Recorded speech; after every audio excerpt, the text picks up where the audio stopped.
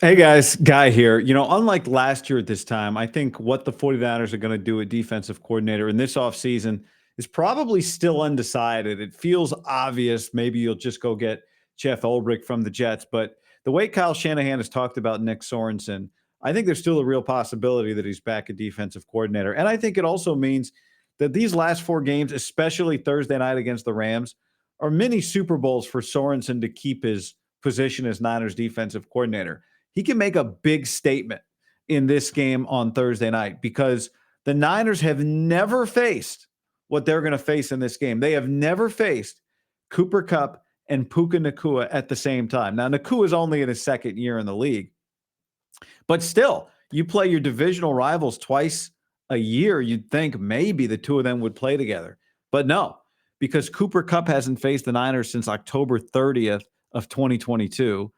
And Puka Nacua didn't play in the first meeting of his career.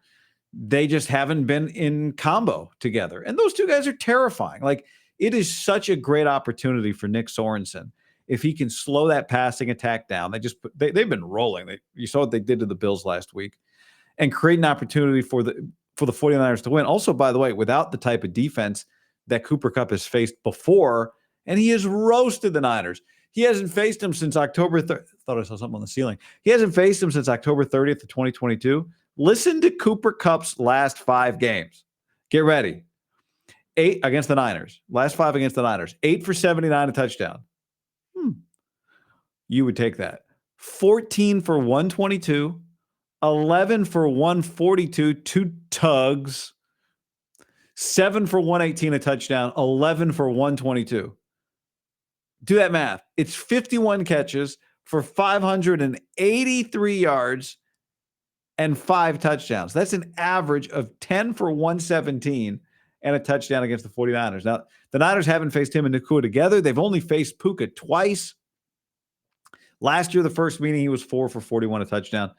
Or that was the second meeting. In the first meeting against the Niners last year, I said earlier Puka didn't play in the first meeting last year. I meant he didn't play in the first meeting this year. In the first meeting last year, he definitely played, son.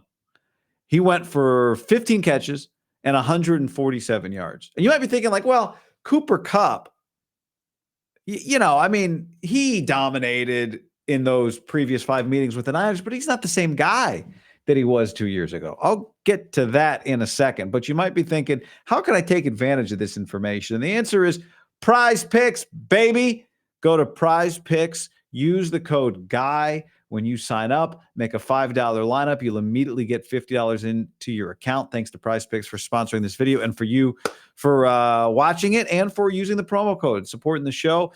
Right now on Thursday night and Sunday, I've got a 3-pick lineup, $10 pays 85. Mahomes, you can get Mahomes at that number right now, 99% off, half a passing yard.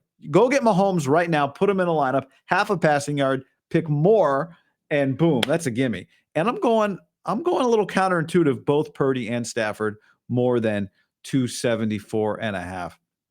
I don't have time in this quick ad to make a whole new lineup. But I do want to see real quick Cooper Kupp. Oh, because it's on NFL. Here we go. Just real quick. And then we'll get back to action. You can go Cooper Kupp and George Kittle combos. You can go Cooper Kupp more than 63.5 receiving yards, half a touchdown. You can get him down to 4.5 receptions. So many options there. All right. So many options. So this is the recipe, by the way, code guy. Thank you. So the question is, well, is Cooper Kupp still that guy? Well, Cooper Kupp week 1 against the Lions. You remember what he did? I remember it was a big game. Like, what did he do? Let me go look. He had 14 catches for 110 yards and a touchdown. Yeah, but Puka's back, guy. He's not going to get 21 targets like he did in that Lions game when Puka went out hurt. Cooper Kupp right now is one of 3 players in the NFL averaging 10-plus targets a game. We should all be so lucky as to have washed up receivers like Cooper Kupp. By the way, here's the other thing about Cooper.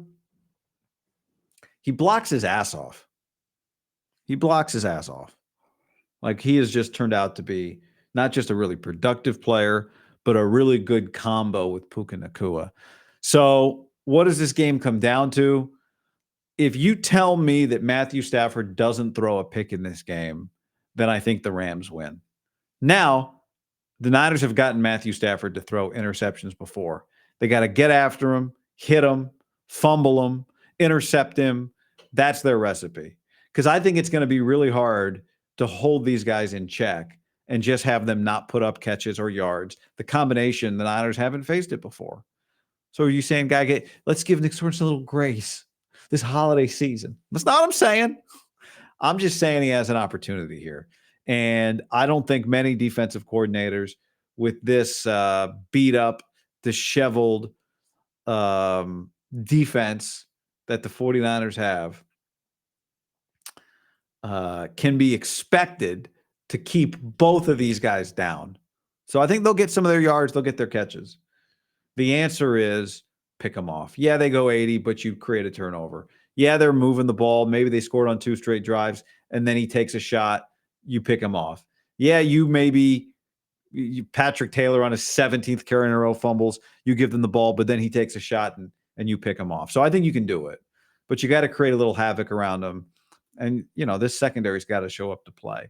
That's the recipe. You tell me he throws a pick, Niners win. You tell me he doesn't, Rams win. Great opportunity for Nick Sorensen. This is the type of game where if you turn them over, you force one of these guys to not have a huge day, you make a couple plays on defense, you win the game. This is the type of game that Kyle Shanahan looks at and goes, you know what, maybe I got something here. Maybe this is like Robert Saleh year 1, where it wasn't great and we were wondering, would he be back?